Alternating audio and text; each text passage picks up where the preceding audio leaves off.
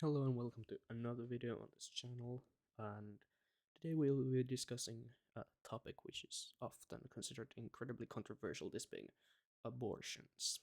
And most people, even those who defend it, often treat it as a sort of necessary evil or a grey area, but today I am arguing, and successfully too, that abortion isn't just a right, it's an act that is easily morally justifiable. And whether you think a fetus or a embryo is a person who has just not come to life yet, or uh, just a clump of cells that don't matter, my arguments will hold up. So let's break it down. So, first, just like in every single philosophical conversation, we need to define things. And we will define abortion in two ways. So, the official definition, which is the act of ending a pregnancy to prevent a birth. But the definition we're going to use here, because that is basically what it is often considered, which is the act of killing the child before it is born to prevent birth. And now, here we come to another thing we need to define, which is the word killing. What counts as killing? So the official definition of killing is the act of causing the death of a living being. So first of all, we already come here to the first counter argument which I have for the moral justification, is that killing is defined as killing, causing the death of a living being, but is a child who has not been born yet, is that a living being? Because often living can be defined in many ways. Some say that life starts at conception and it ends at death. Some say that it's an infinite loop and it goes on and on and on as long as your sort of soul or consciousness exists. And some say that it starts when you pop out life, when you take your first breath, which I think is a really good definition. And that is, yes, abortion is killing. But killing is also not a synonym for murder. We kill bacteria using antidotes and drugs. We kill plants. We kill plants when you have in your garden some things that you don't want there. You kill them. You kill mosquitoes because you don't like them stinging you. You kill flies in your house. Uh, you kill dogs or cats when they are about to when they are suffering, when they're at their last stages of life, and it is deemed better to just end them instead of letting them live on because they live in suffering. That's all killing. It's not murder. Murder is a planned and deliberate killing of another human being, or well, I guess it could be a living being, but usually a human being, because I guess you could murder someone's like pet or farm animal or something. And the question here isn't even that if we are killing in the first place, but the only thing is that matters is who or what are we killing. And now we need to think, why would it only matter when it's a human? Why would killing only matter then? Uh, Often the moral foundation is based on consciousness. It's not a guarantee. You can think that morals exist from an outside source. That would be some kind of god, but we'll get to the god argument later. And you can argue that uh, morals come from the person itself, moral subjectivism. Um,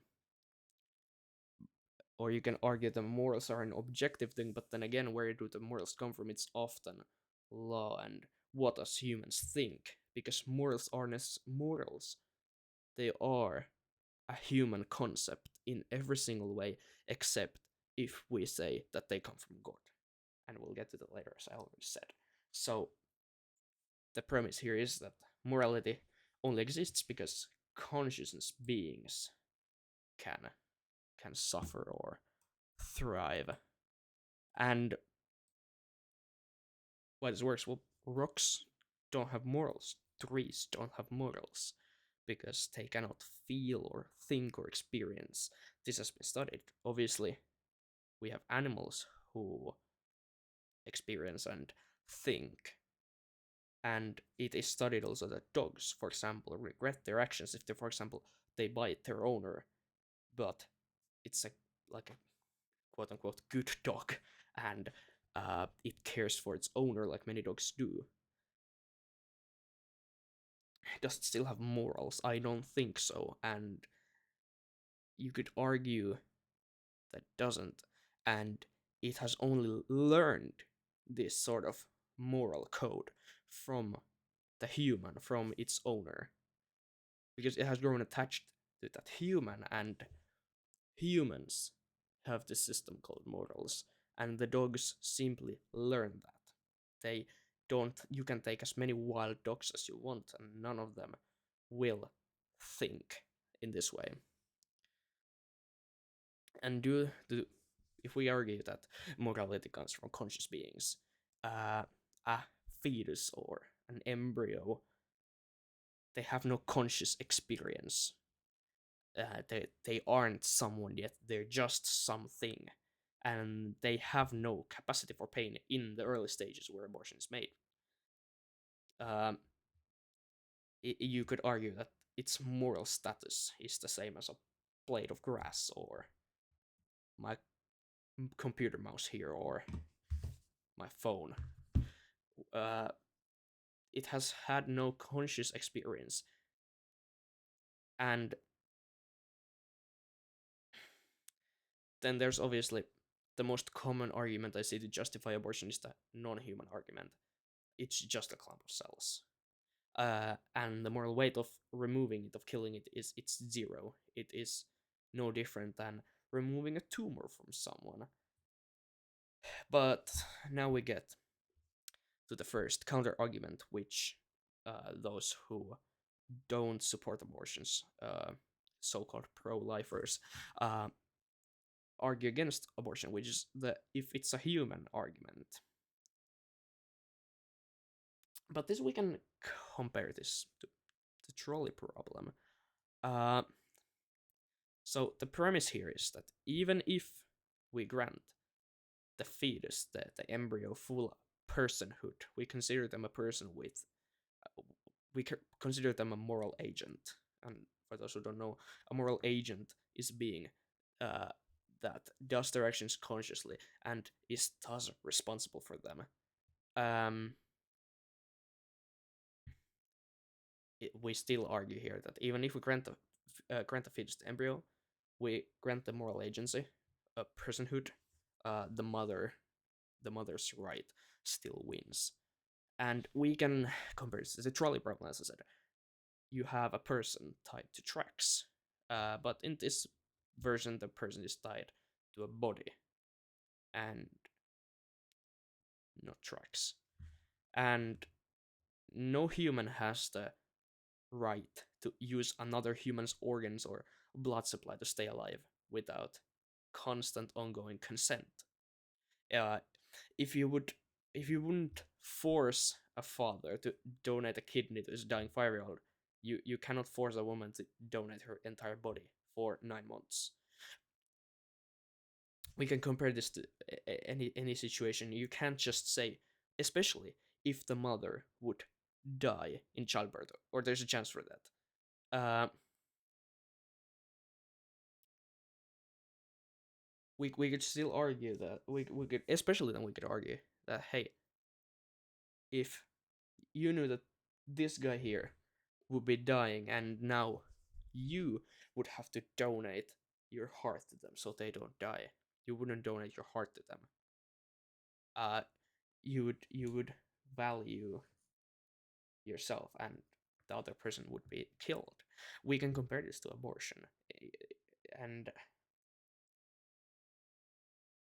the whole idea of the trolley problem is that you would cause one person's death to avoid the death of 5 people.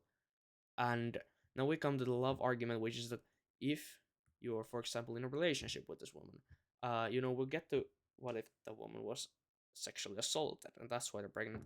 We'll get to that soon. But if your girlfriend or wife, uh, or a person you care for is pregnant and they don't want the child, would you, as a person, feel like it's fine for them to let them suffer for 9 months, possibly suffer something like death or permanent damage uh, from the actual act of childbirth? If you prefer that over uh, over the losing a child which does not yet exist, and you could get another one, and you could say that, oh, but it won't be the same person. Yes, but you wouldn't know that. um so we could argue that, do you really love that person? If it's, for example, your wife, do you really love your wife if you would take the death of their wife over the child? I don't want to moralize people. We get into the argument here. If you say that you could get another child, considering in a situation where the child is not yet here, you have not consciously met the person, so thus you can't have formed an attachment to them, and they are just a thing, like they're just something.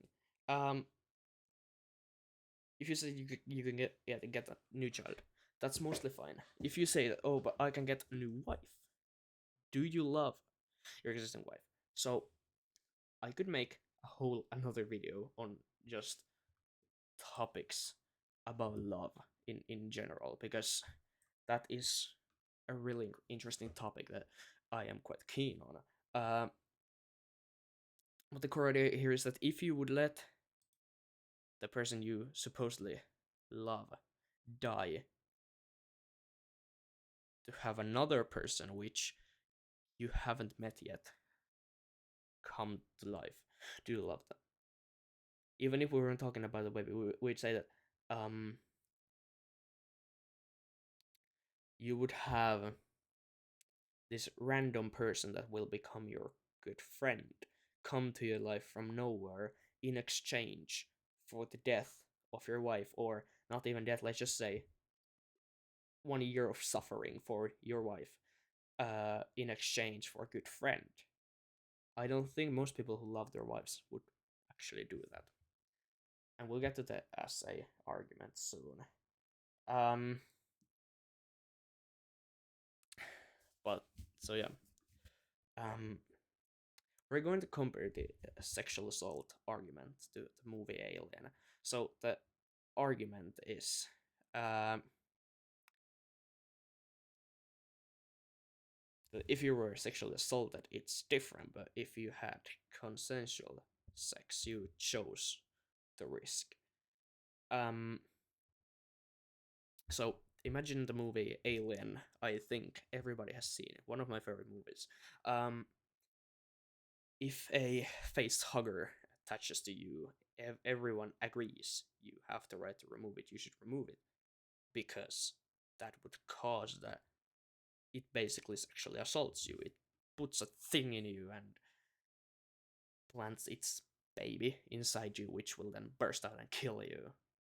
We could just say that, oh yeah, some guy is going to sexually assault a girl, and this girl will die in the childbirth. It's the exact same thing. It's just not a fantasy creature. It's a thing that actually happens in real life. Um, and now the argument, which is just that if the sex was consensual, you chose the risk. But in the movie, the guys, they willingly walked into the cave, and you would willingly walk into a cave because, hey, there's a cool cave to explore. You love caves. Well, I imagine most of you don't love caves. I love caves. So I go to the cave and explore, and oh, there's cool stuff. There's this weird egg thing that I don't really understand. Human curiosity. You're curious of it, and you could check it. Does the right to then remove the face hugger, or try to remove the embryo from inside you before it bursts out, like they do in that one movie. I don't remember which one. I think it might have been Romulus. No, it wasn't Romulus. Resurrection? I don't remember. Sorry. But does the right to remove it go away if you walked into the cave willingly, knowing that there might be something scary in it? No. You still have the right to do this to avoid further suffering. And and really the entire movie of Alien is made to be this kind of sexual assault film. The alien sexually assaults the guy. You can even see it from the designs. And we can safely say, I think, that knowledge of a risk is not a contract to endure this violation of your body or possibly permanent damage. And now we have the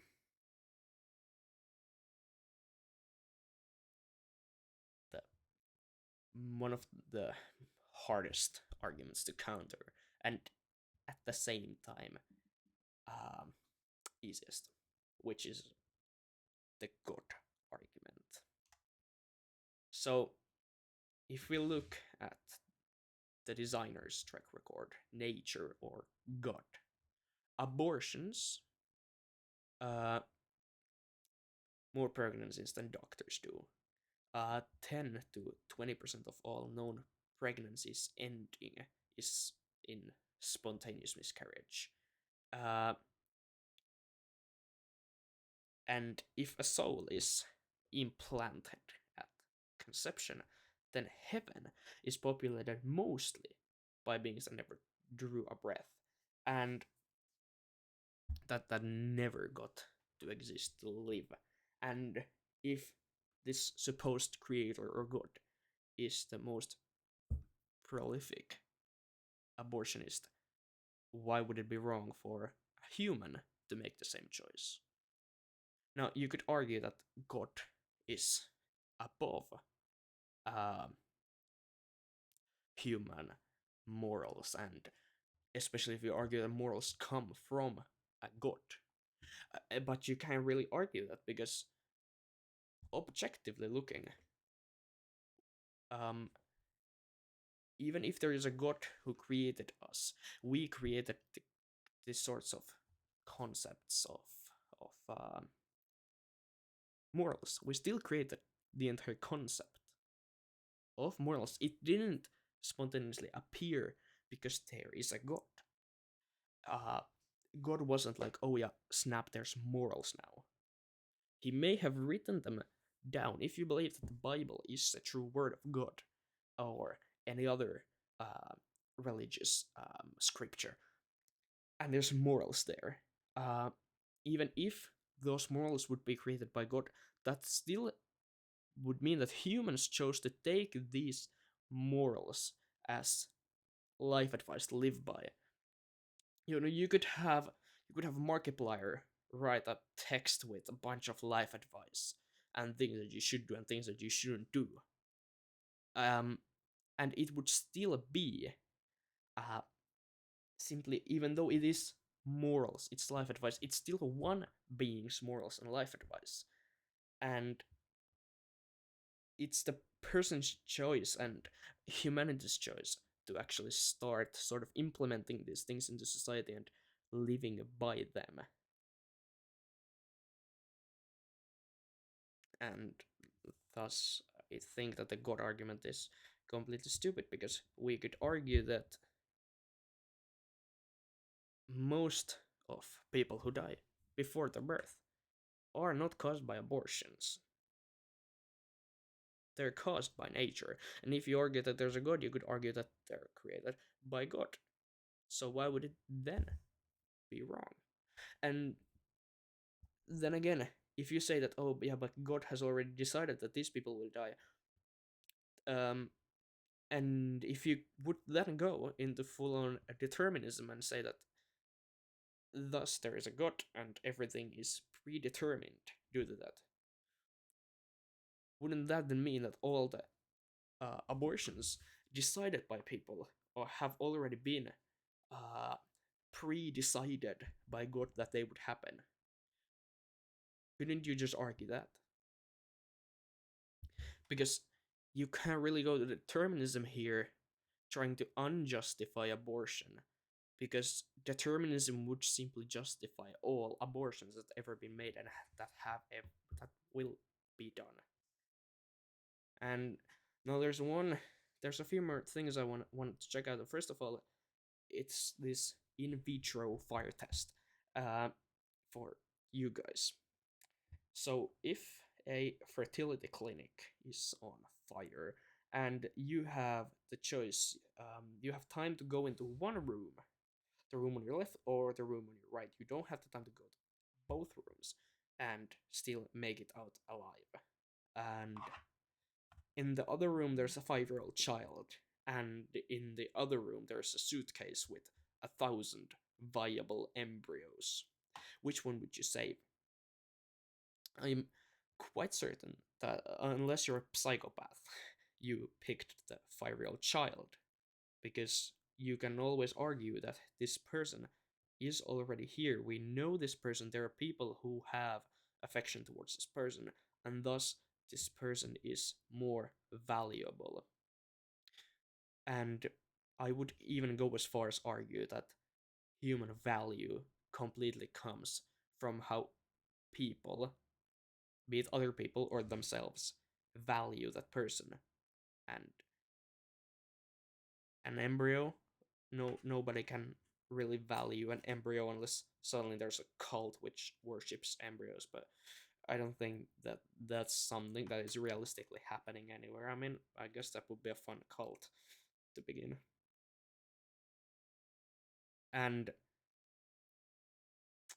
one final argument that I didn't really touch. Well, I touched the killing argument, but there's the right to life thing too. That's often related. The right to live life that means that you can't be killed unjustly, and that does not mean you have a right to somebody else's internal organs.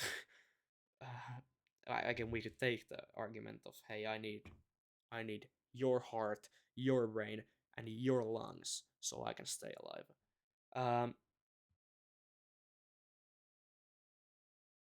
and in many countries, and the actual childbirth costs, but having a child is quite costly, and because reality is quite capitalistic and economic.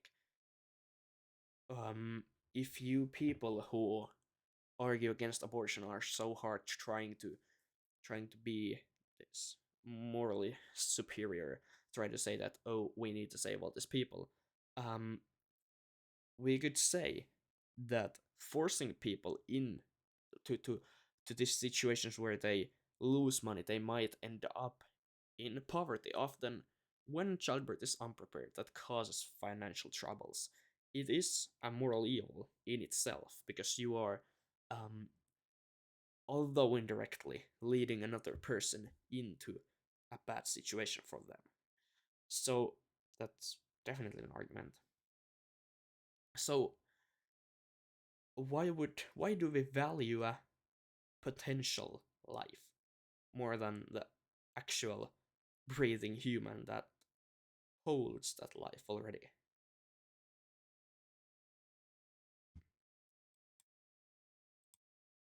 So I think with these arguments we have quite proofly justified abortion, and I could explain this definitely more cleanly if I simply had the brain power to write a proper script. But instead, what I do is I just write a checklist of, hey, this thing, this thing, this thing, then I make it all up on the spot. But I quite like this style of video, and again, thank you for watching. Make sure to like and subscribe, and see you next time.